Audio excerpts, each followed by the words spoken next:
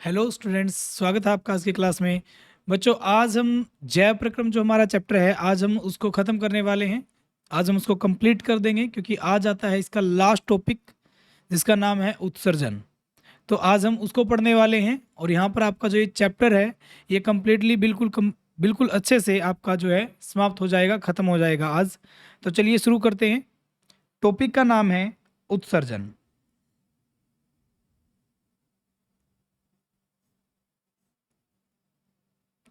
उत्सर्जन देखिए क्या होता है।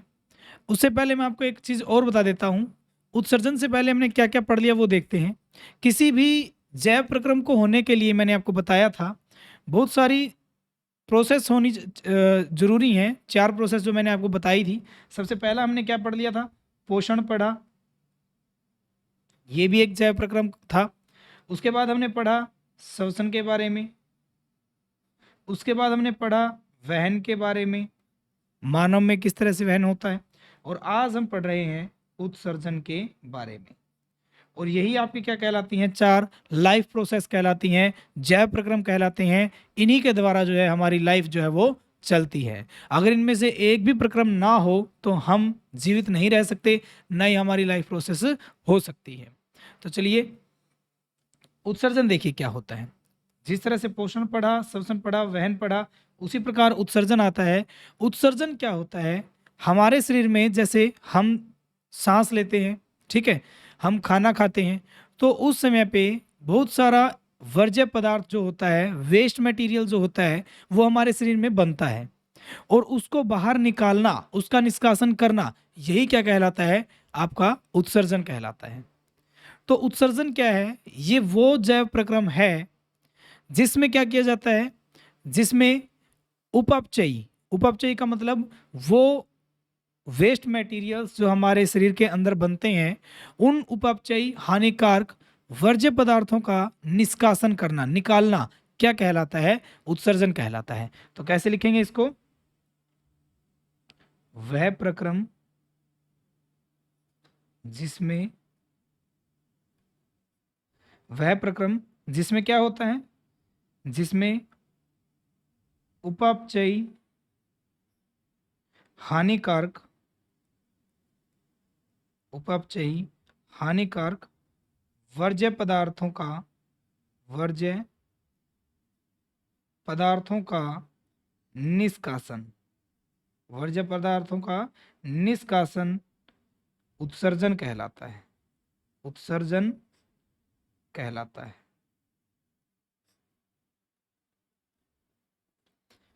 तो देखिए, अब ये वर्ज्य पदार्थ, कौन से वर्ज्य पदार्थ की यहां पर बात की गई है वो देखते हैं।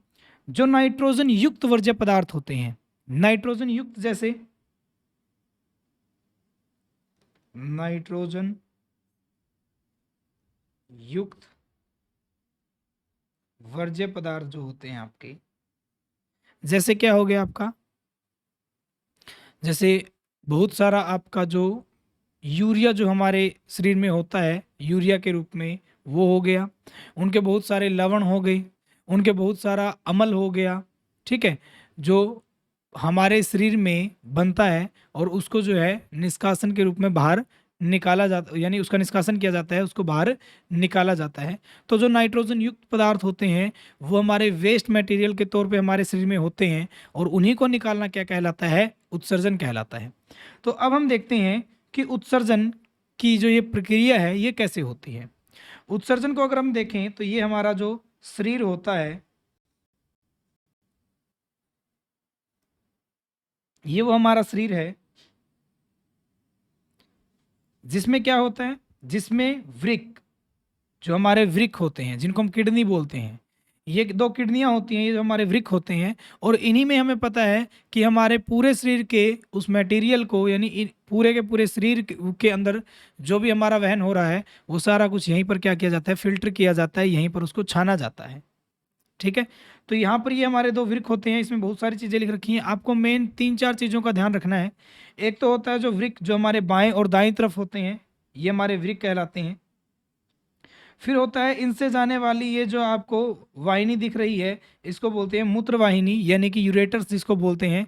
ये होते हैं हमारे जहाँ पर यूरिन बनता है, जो मूत्र बनता है, वेस्ट मटेरियल, यहाँ से वो हमारी मूत्र वाहिनियाँ हैं, यूरेटर्स हैं, जिसमें से वो यूरिन चलकर आएगा, मतलब कि निकालने के लिए। फिर उसको आगे मूत्राशय में भेजा जाता है, जो यूरेथ्रा कहलाता है हमारा, सॉरी यूरिनरी यूरेथ्रा कहलाता है।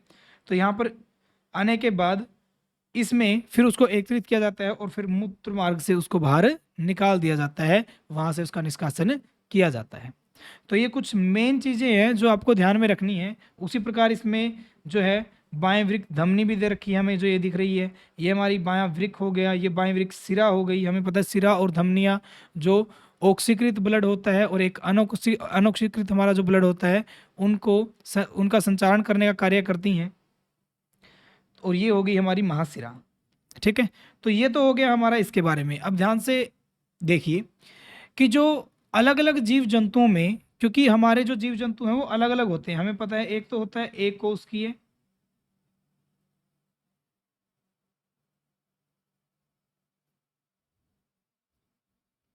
और एक होता है बहुकोशिकीय।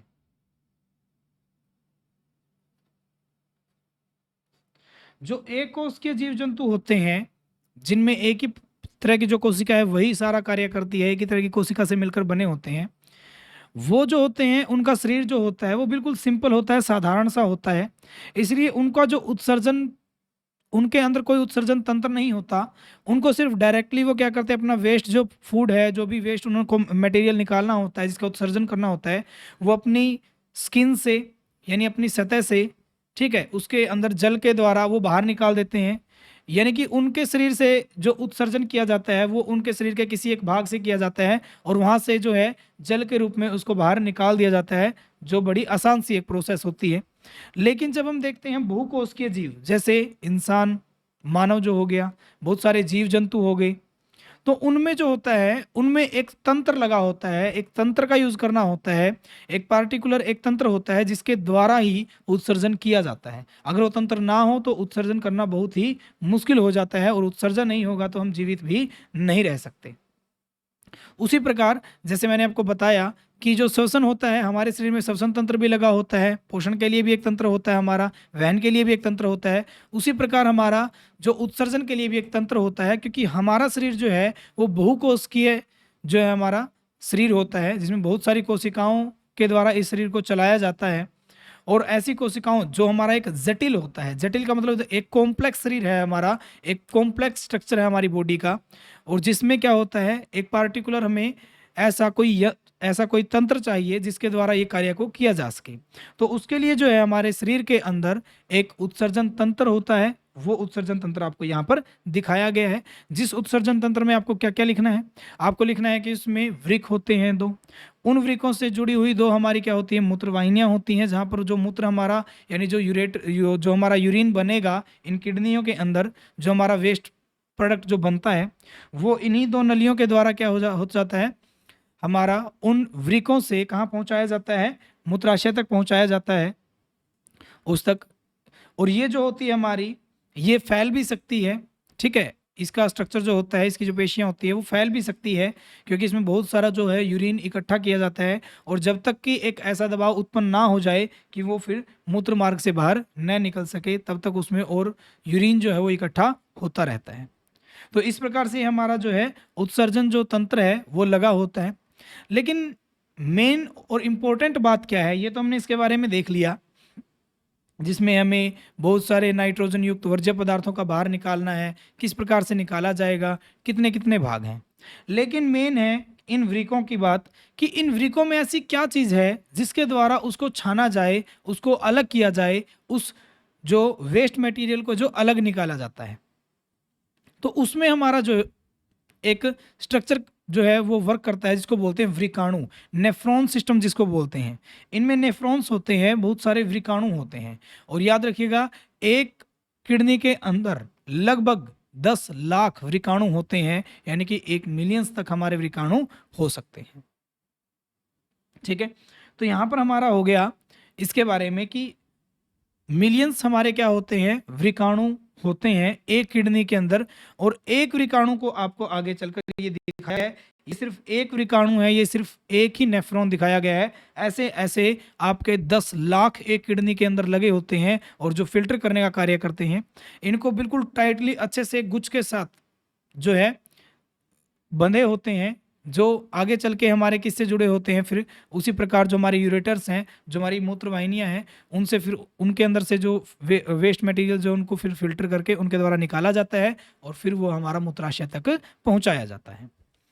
अब ये तो था बॉडी फंक्शन के बारे में, जिसमें हमने ये देख लिया कि हमारे अंदर जो उत्सर्जन तंत्र है उसमें क्या क्या जो है भाग लगा हुआ है, किस भाग का क्या कार्य है।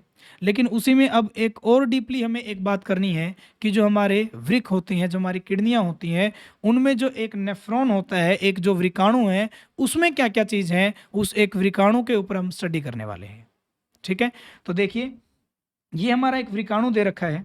इसमें होता क्या है, यहाँ पर जो हमारी धमनी होती है, जो हमारी वृक्क धमनी होती है, यहाँ से हमारा ब्लड आता है। देखिए इसमें कुछ मेन पॉइंट्स हैं, मेन ऐसे आपको कुछ बिंदु याद रखने हैं। यहाँ पर जो ये कप शेप लगी होती है, ये जो हमारी होती है ना, इसको बोलते हैं कप शेप। कप की तरह की आकृति होती है हमारी। क्यों? क्योंकि हमारी यहाँ पर जो लगी हुई है इसको बोलते हैं बोमन संपुट। क्या बोलते हैं? बोमन संपुट बोलते हैं। जो मोस्ट इंपॉर्टेंट चीज़ है, ये कप के जैसी आकृति होती है, कप के जैसी आकृति होती है ऐसी, ये बोमन संपुट है। और इसमें बहुत सारी कोशिकाओं का जो गुच्छा जो होता है वो इसमें होता है। बहुत सारी कोशिकाएं जो होती है वो इसमें होती हैं। अब कौन सी कोशिकाएं? जब कोशिकाएं आपकी आगे चल के छोटी छोटी छोटी छोटी और कैपिलरी जिनको बोला जाता है, जिनको केशिका बोला जाता है,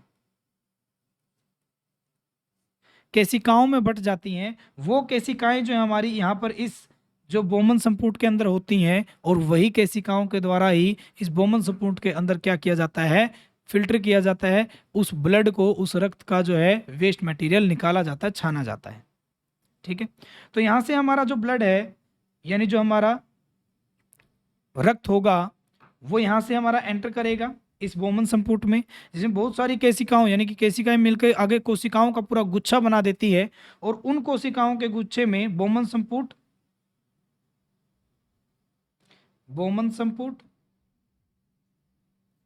और कोशिकाओं का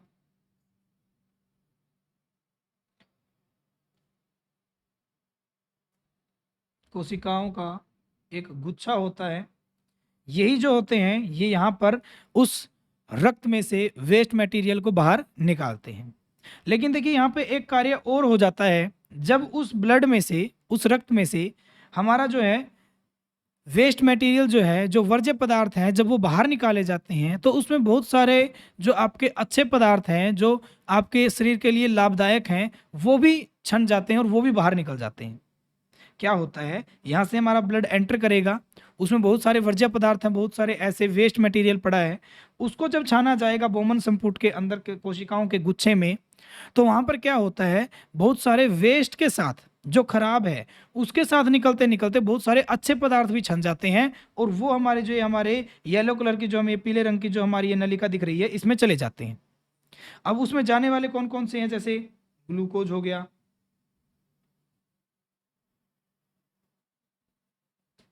ग्लूकोज, अमीनो अम्ल, बहुत सारे लवण, ये जो हैं ये बहुत ही इंपॉर्टेंट होते हैं हमारे शरीर के लिए, और ये हमारे इसके अंदर चले जाते हैं। तो उनको दोबारा से देखिए, यहाँ पर दो तरह की प्रोसेस होती हैं। नेफ्रॉन सिस्टम जो है हमारा, ये नेफ्रॉन जो क्या हमारा वृकाणु है, इसमें दो तरह की प्रोसेस होती हैं, आपको ध्यान रखनी है। पहली प्रोसेस जो होती है वो होती है कोशिका गुच्छ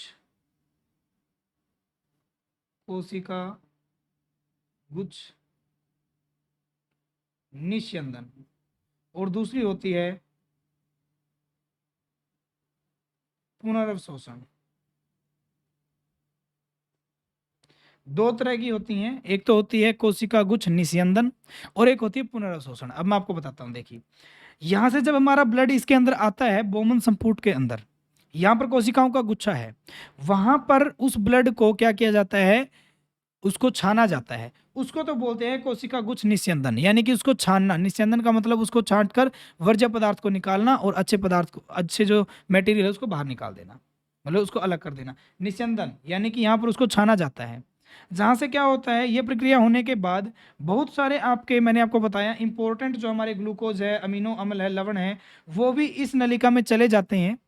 लेकिन ये नलिका का एक गुच्छा होता है और जिसके अंदर से ही सिराओं का जो है एक गुच्छा और होता है। यहाँ से हमारा जो ब्लड गया था अंदर, यहाँ पर वो छन चुका है। छनने के बाद यहाँ से जो आपका जो स्वच्छ जल है, सॉरी स्वच्छ जो आपका रक्त है, वो इन वृक्क शिरा की शाखा के द्वारा यहाँ से आता है और ये आगे चलकर जो है दोनों की दोनों जो है वृक्क धमनी के साथ इनको ऐसे जाल सा इनका बना हुआ है, जुड़ी हुई ये बहुत होती हैं। और उन्हीं के बीच में से जो है ये नलिका जो होती है हमारी येलो कलर की, जिसको वृकाणु का नलिकाकार भाग बोलते हैं, इसके अंदर जो हमारा वेस्ट मटेरियल होता है, देखो दो चीज़ें हैं।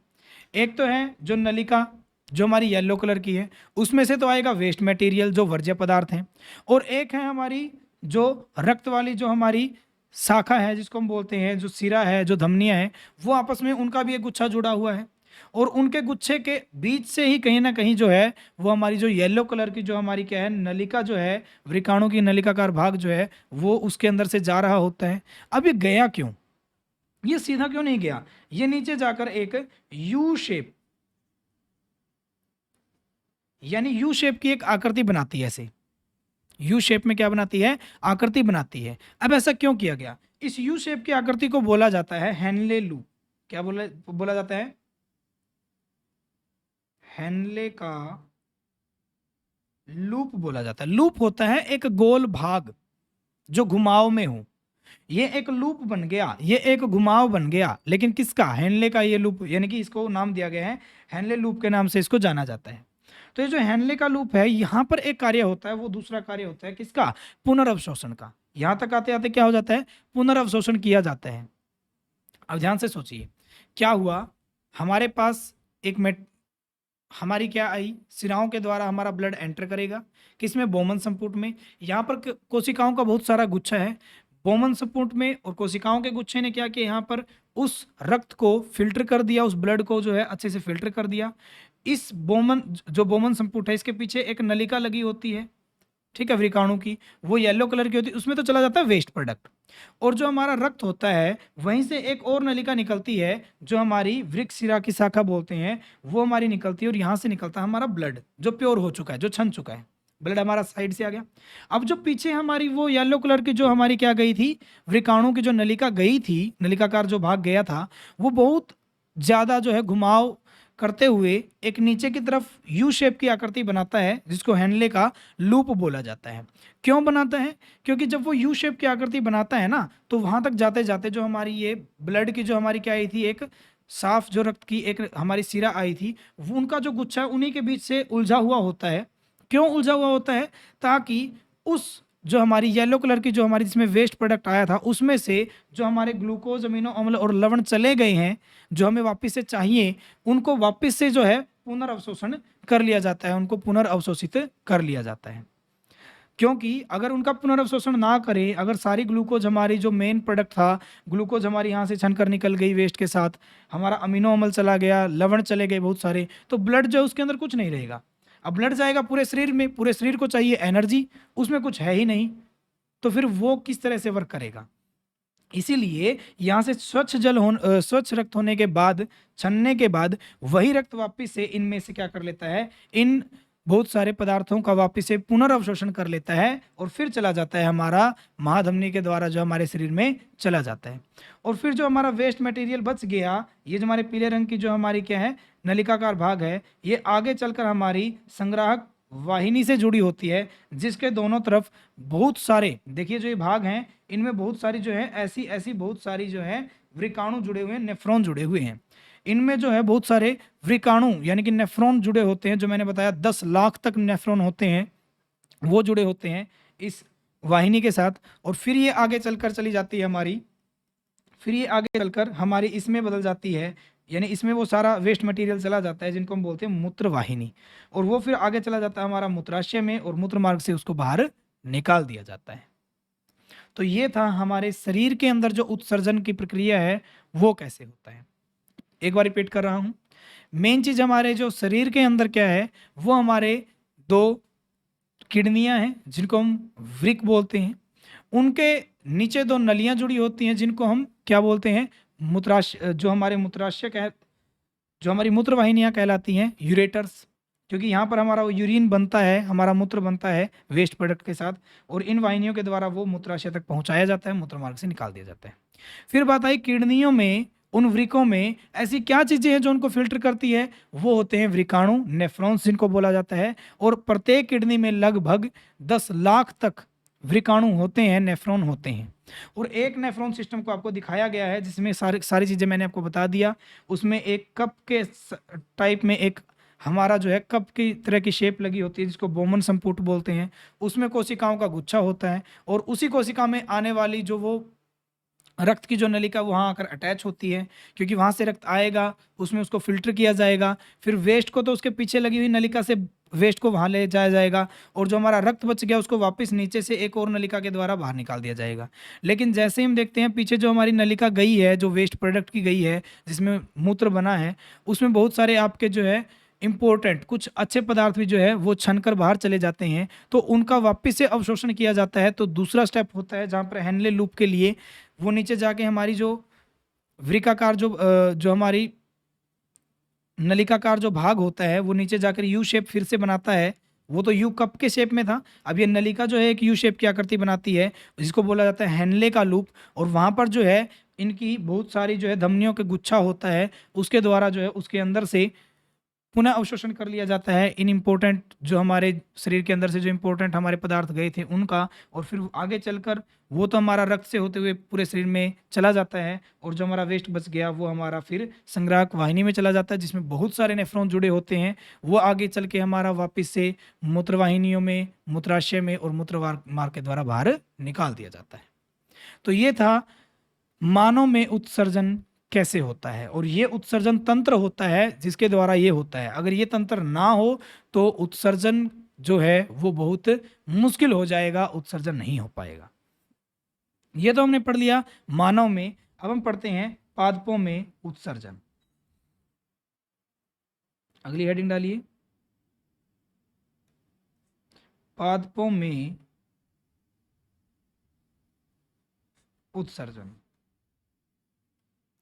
पादपों में उत्सर्जन के बस 2-3 ही पॉइंट जो हमें याद रखने हैं। जैसे हमारे शरीर के अंदर से वर्ज्य पदार्थ जो है, नाइट्रोजन युक्त वर्ज्य पदार्थ जो होते हैं, वो जैसे हमारे अंदर जो बहुत सारा यूरिया के रूप में जो हमारे वेस्ट प्रोडक्ट जो होते हैं वो हमारे शरीर में होते हैं, उनको बाहर निकाला जाता है। पसीने के द्वारा भी निकाला जाता है हमारे शरीर से। क्यों? क्योंकि पसीने के द्वारा जो हमारे लवण जो है वो बाहर निकल जाते हैं, बहुत सारा वेस्ट प्रोडक्ट। लेकिन इतना ज़्यादा तो उत्सर्जन नहीं किया जा सकता कि हमारा शरीर जो है वो स्वच्छ रह सके।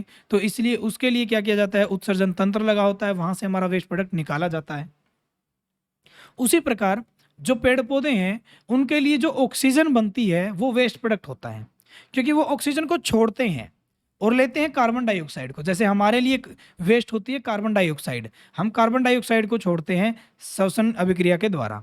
उसी प्रकार वो क्या करते हैं, वो ऑक्सीजन को बाहर निकालते हैं। तो पहला तो हो गया ऑक्सीजन का उत्सर्जन करते हैं। और अब हमें देखना है कि ऑक्सीजन का उत्सर्जन होता किसके द्वारा है। ये होता है रंध्रों के द्वारा। किसके द्वारा? रंध्रों के द्वारा। स्टोमेटा जो होता है उसमें क्या होता है हमारा, हमने देखा था ऐसे 2 गार्ड सेल लगे होते हैं, ठीक है, और इनके बीच में ये भाग होता है, इनमें छोटे छोटे हमारे जो पोर्स लगे होते हैं हरे कलर के। तो उसमें क्या होता है, ये जो हैं ये गार्ड जो होते हैं ये हमारे जो ये खुल जाते हैं, ये पत्तियों में पाए जाते हैं, ये खुल जाते हैं, तब इसके अंदर से बहुत सारी जो ऑक्सीजन का और कार्बन डाइऑक्साइड का जो आदान प्रदान किया जाता है, तो इसमें से वो जो ऑक्सीजन है उसको बाहर निकाल दिया जाता है और कार्बन डाइऑक्साइड को ले लिया जाता है। और बहुत सारा जल भी होता है जिसको बाहर निकाला जाता है, तो वो जल भी जो है इसके रंध्रों के द्वारा ही बाहर निकाल दिया जाता है। लेकिन जल